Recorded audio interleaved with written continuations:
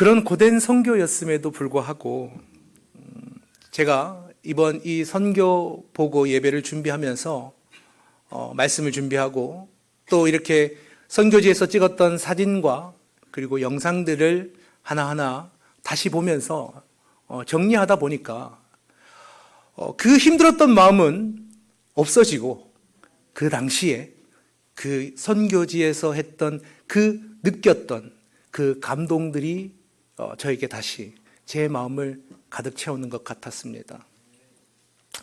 개인적으로 이번 태국 선교는 이전에 제가 꽤 많은 국내 그리고 해외 선교를 제가 다녀봤는데 그런 선교들보다 좀 매우 특별한 해외 단기 선교였습니다.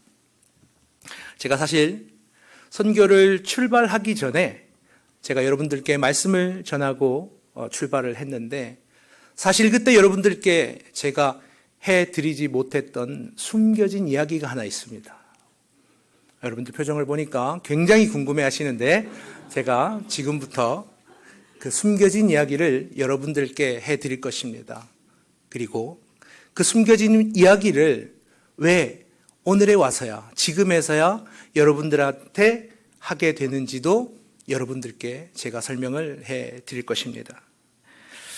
일반적인 선교는 선교대원들이 보통 선교지에 가서 그 선교지에서 하나님께서 이루어주실 놀라운 일들을 기대하면서 소망하면서 미리 우리가 선교의 사역과 모든 것들을 준비하는 게 일반적입니다.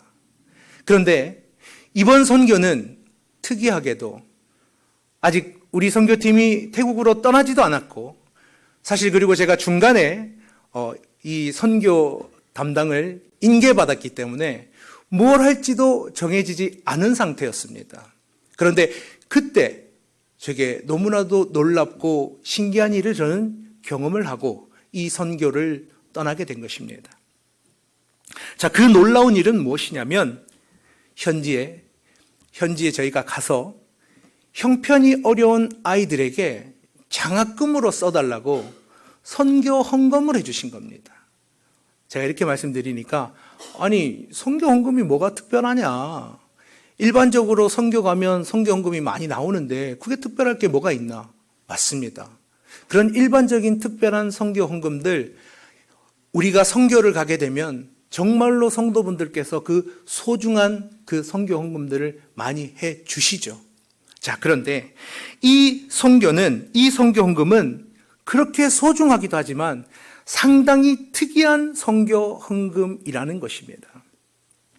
우선요, 이 선교 헌금은 우리 교회 성도님이 해주신 선교 헌금이 아닙니다.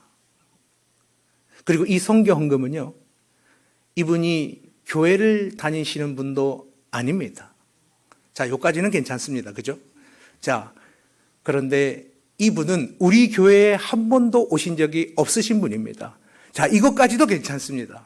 자, 이 정도만 말하면 사실은 뭐 다른 교회 다니는 사람들 중에 우리가 간다니까 좋은 마음으로 헌금했겠지라고 생각하실 수 있겠죠.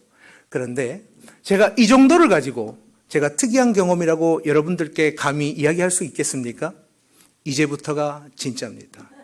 여러분, 이 선교 헌금을 해주신 분은요, 기독교인이 아니라 불교 신자십니다.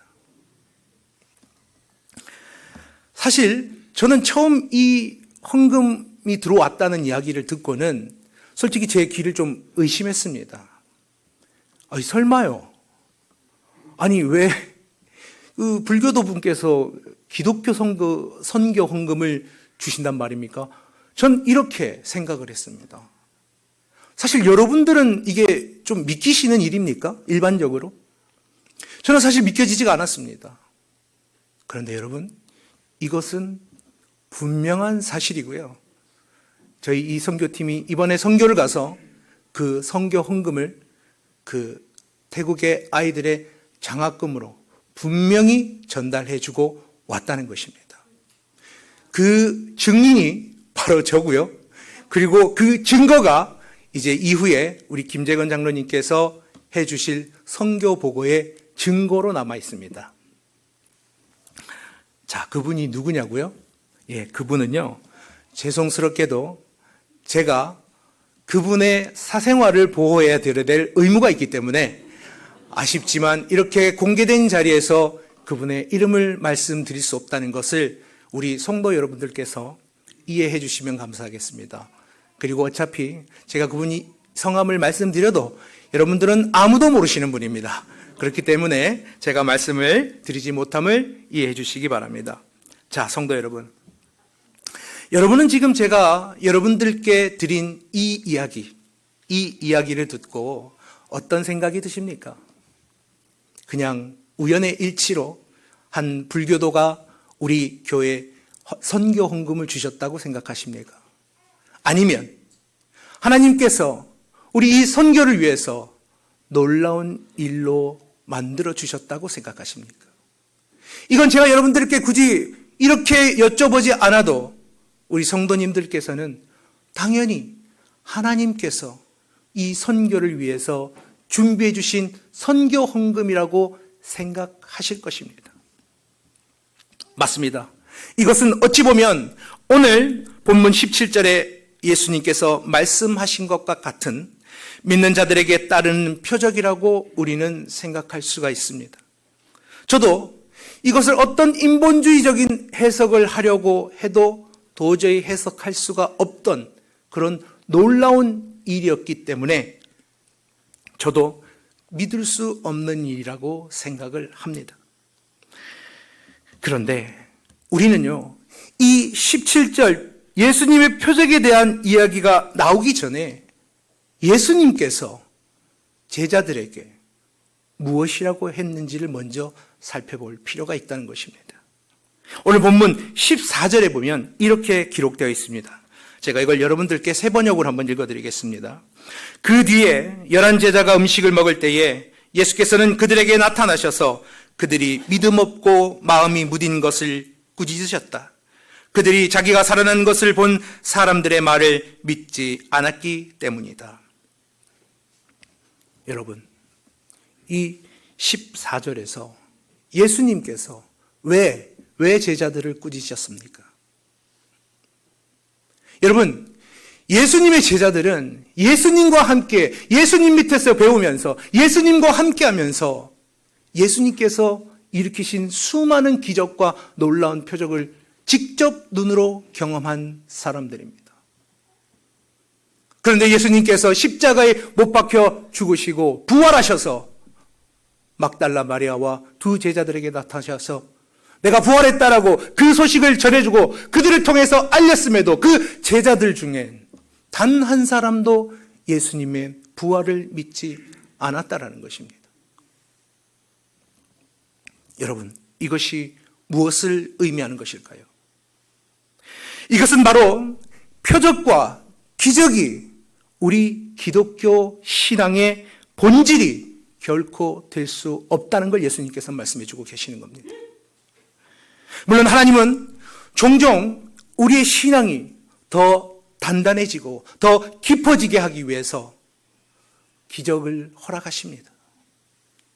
그러나 결코 그런 기적과 표적이 우리 신앙의 기준이 되어서는 안 되며 정말 중요한 것은 그 표적 너머에 있는 하나님의 더 큰 뜻을 우리는 깨달을 필요가 있다는 것입니다. 그래서 저는 아까 말씀드린 그 일이 제 개인적으로는 너무나도 놀랍고 신기한 일이기도 하였지만 그런 일임에도 불구하고 감히 선교를 떠나기 전에 여러분들께 전해드릴 수가 없었던 것이었습니다. 왜냐하면 저는 그 놀라운 일 뒤에 있는 하나님의 그 큰 뜻이 무엇인지를 저는 몰랐기 때문입니다. 그리고 저는 그런 뜻을 알 수 있는 능력이 전혀 안 되는 사람입니다. 그런데 이렇게 이번 단기 선교를 마치고 이번 선교 보고 이 예배를 준비하는 그 과정 속에서 저는 오늘 주신 이 말씀 속에서 저는 이 하나님의 표적과 기적 너머에 있는 하나님의 더 큰 뜻이 무엇인지 조금 깨달을 수 있었습니다. 그것은 바로 오늘 본문 15절 이 한 절의 말씀이 제가 깨달은 그 표정 너머에 있는 하나님의 깊은 뜻이었습니다. 제가 이 15절도 여러분들께 세 번역으로 한번 읽어드리겠습니다. 또 예수께서 그들에게 말씀하셨다. 너희는 온 세상에 나가서 만민에게 복음을 전파하여라. 아멘. 그리고 나서 16절, 17절, 18절까지의 말씀이 이어집니다. 이것도 제가 한번 세 번역으로 읽어드리겠습니다. 믿고 세례를 받는 사람은 구원을 얻을 것이요 믿지 않는 사람은 정죄함을 받을 것이다. 믿는 사람들에게는 이런 표적이 따를 터인데 곧 그들은 내 이름으로 귀신을 쫓으며 새 방언으로 말하며 손으로 뱀을 집어들며 독약을 마실지라도 절대로 해를 입지 않으며 아픈 사람들에게 손을 얹으면 나을 것이다. 아멘. 예수님께서는요 16절, 17절, 18절 여기에서 나오는 이 표적과 귀신 내쫓음과 새 방언과 같은 기적으로 행하여지는 모든 일에 앞서서 가장 먼저 예수님의 복음이 최우선되어야 함을 우리들에게 말씀하고 계신 것입니다.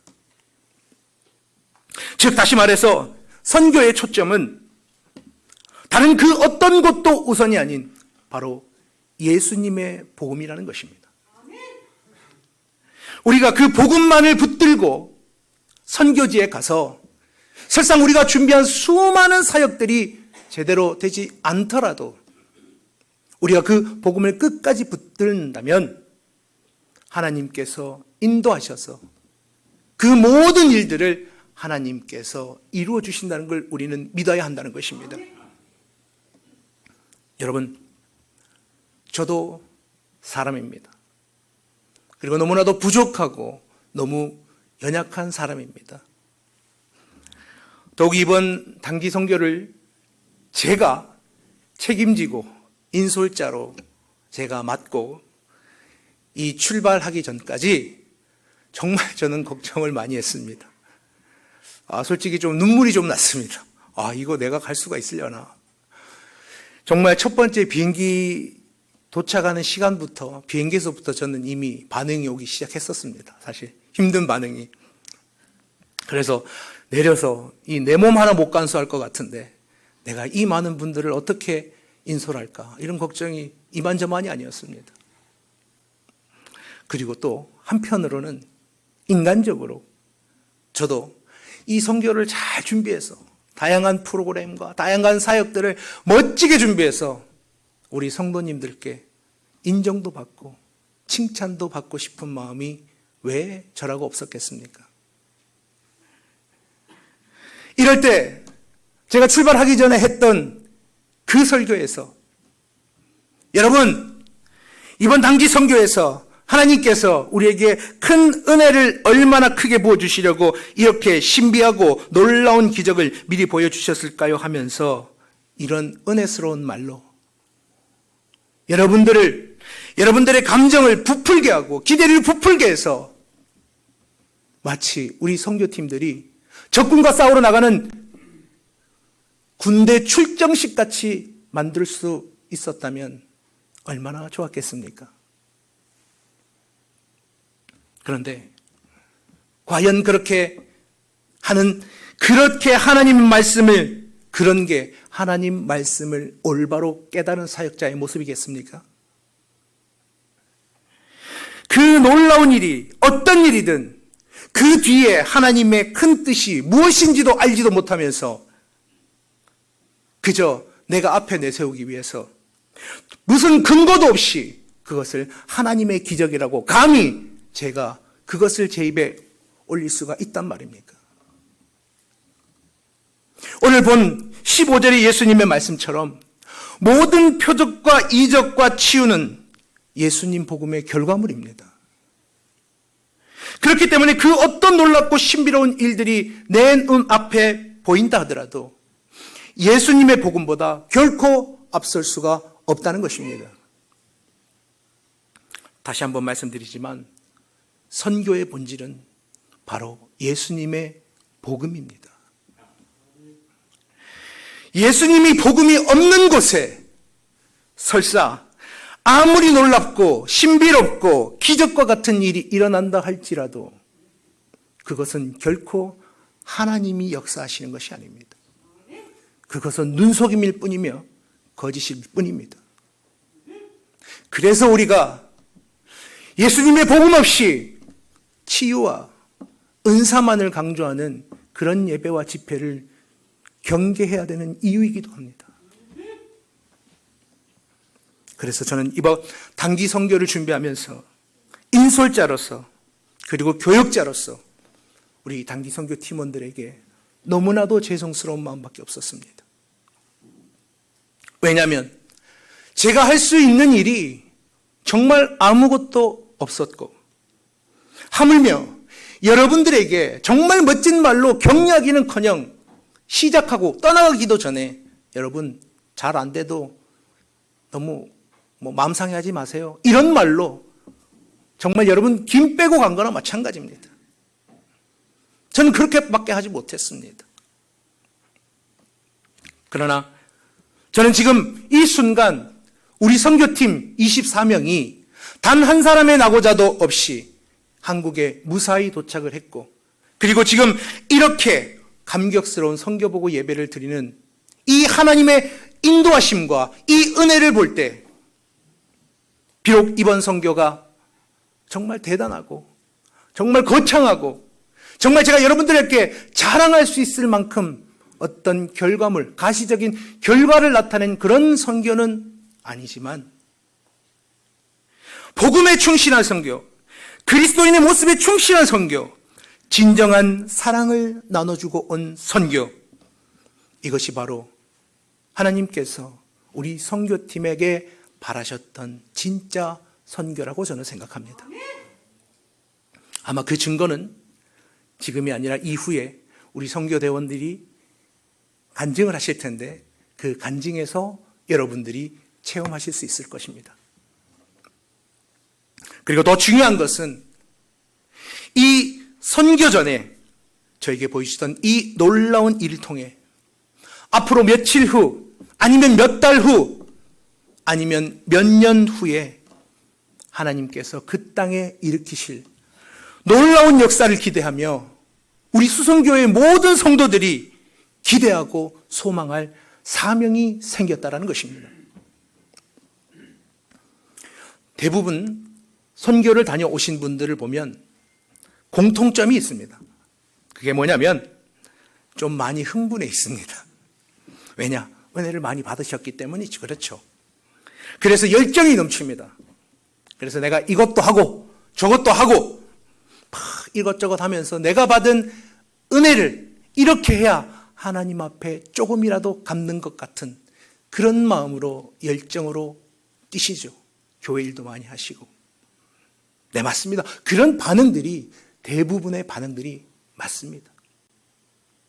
그런데 너무나 안타까운 것은 그런 열정이, 선교의 열정이 그리 오래 가지 못한다는 것입니다.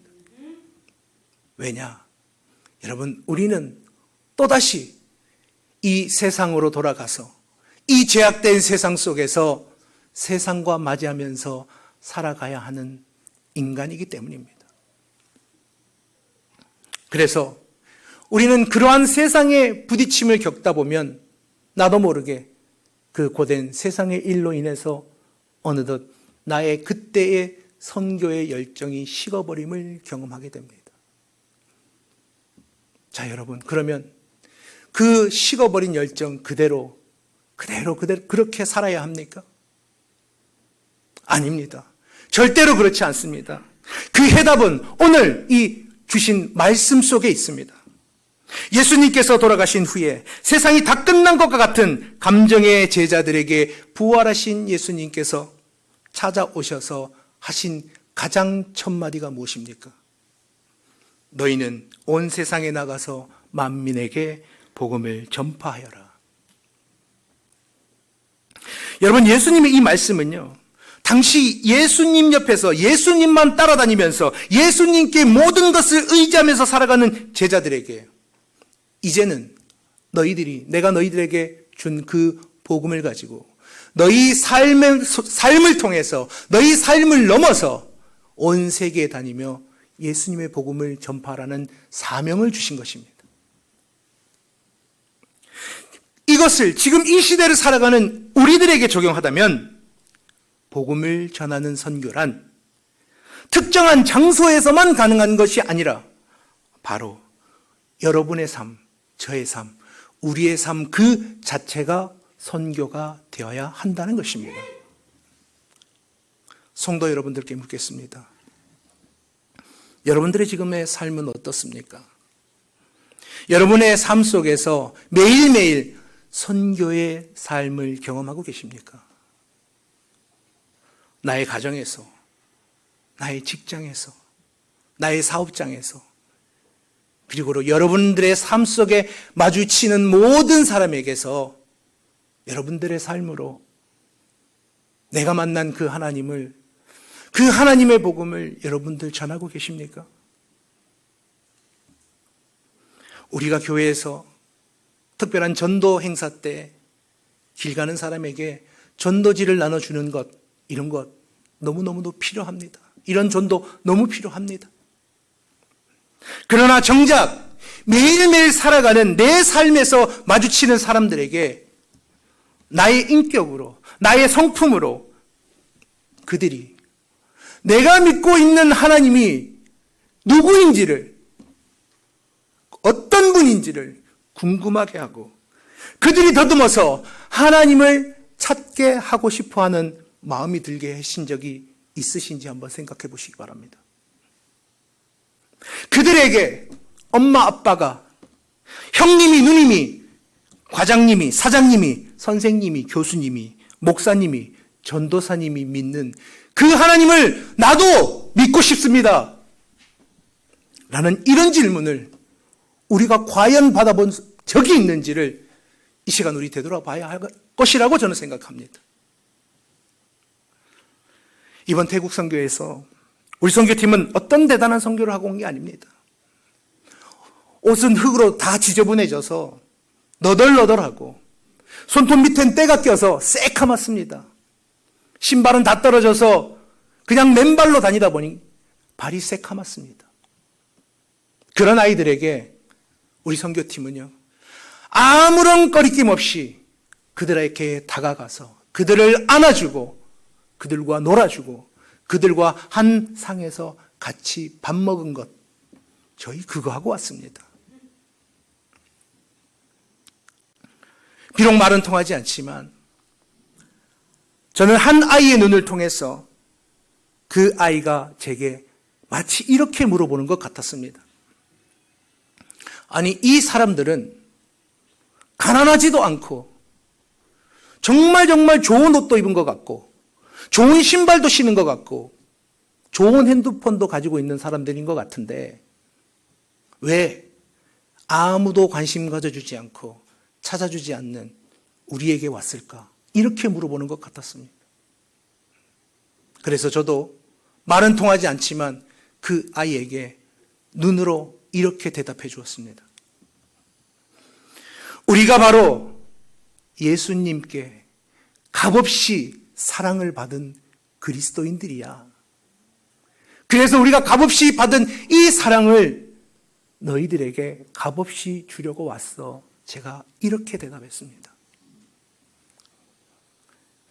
저는 비록 지금 그 아이들이 너무 어려서 우리 선교의 의미를 비록 다 깨닫지 못할지라도 우리가 심어놓고 온 하나님의 복음의 씨앗이 피어나는 그때에